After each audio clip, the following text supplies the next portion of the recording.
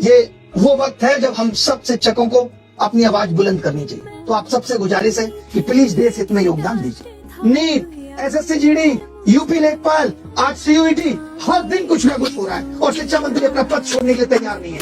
Star teachers, YouTube वाले star teachers, जिनको कुछ जानना ना कौड़ी, खाली व्यूज बटोरते हैं, उटपटांग ग्रैब्स लिखते हैं और उसके बाद से अपने आप को इतना महारथी समझने लगते हैं कि कुछ लोग उनको फॉलो करने लगते हैं उनके तमाशे की वजह से, और उसके दम पर फिर वो पैसे वसूलते हैं। हाँ, हम दो कौड़ी के हैं क्योंकि हम उन बच्चों के साथ खड़े होते हैं जिनकी आवाज आप जैसे घटिया लोग नहीं सुन। हम दो कौड़ी के हैं क्योंकि जब नीट का पेपर लिखता है तो हम उनकी तरफ से आवाज उठाते हैं। हाँ, वही दो कौड़ी के टीचर्स जिन्होंने 12th के OSM के खिलाफ आवाज उठाई। हम लोग के पास एक ही शिकायत रहती है गवर्नमेंट से कि भैया पेपर तो ईमानदारी से ले लो यार। है गोदी मीडिया, सरकार सवाल क्यों नहीं पूछता? तू है सवाल पूछने के नाम पे मुंह फेर लगा इधर। आप आज तक कभी भी स्कूलों की स्थिति नहीं दिखाते कि शिक्षा का इतना पिछड़ा स्तर है। स्कूलों में अगर अच्छी स्थिति मिलती तो कोचिंग वालों को पढ़ाने की जरूरत ही नहीं पड़ती। स्कूल में एकेडमिक पढ़ाई और कॉम्पिटिटिव पढ़ाई इतनी अलग कर रखी है, इसलिए टीचर्स को आना पड़ता है। बच्चों को 11th 12th में अलग से नीट की तैयारी करनी पड़ती है, जेईई की तैयारी करनी पड़ती है, IIT वगैरह सबकी तैयारी करनी पड़ती है अलग से कोचिंग में जाकर। क्यों? क्योंकि जो स्कूल की किताबों में है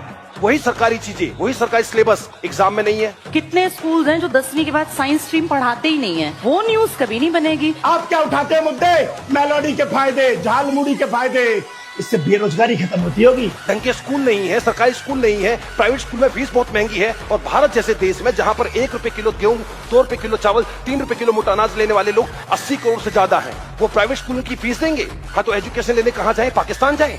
हमने शिक्षा को फ्री बनाया और तमाम ऐसे शिक्षक थे जिन्होंने शिक्षा को अफोर्डेबल बनाया। मतलब 200 300 रुपए में जो पढ़ा रहे हैं वो कोचिंग माफिया है, और जो लोग करोड़ों रुपए सैलरी लेकर भी पत्रकारिता की जगह चाटुकारिता करते रहे हैं वो बहुत ज्यादा ईमानदार है। आप देश के सबसे ईमानदार पत्रकारों में आते हैं और देश के उन पत्रकारों में गिनती होती है जो ईमानदार पत्रकार है। कि आप ईमानदार बार बोल रहे हैं। आप गलत शब्द बोलेंगे तो उस पर नाराजगी 100 बार जाहिर करूंगी। ईमानदारी गलत शब्द नहीं नहीं, और लोग होंगे जो इसको बर्दाश्त कर लेंगे, लेकिन मैं इसको स्वीकारने को तैयार नहीं हूँ। तो शर्म के मारे सर झुकता है। क्यों? क्योंकि 180 देशों में भारत की रैंकिंग 157 नंबर पर है। आप जैसी प्रेस और मीडिया की वजह से।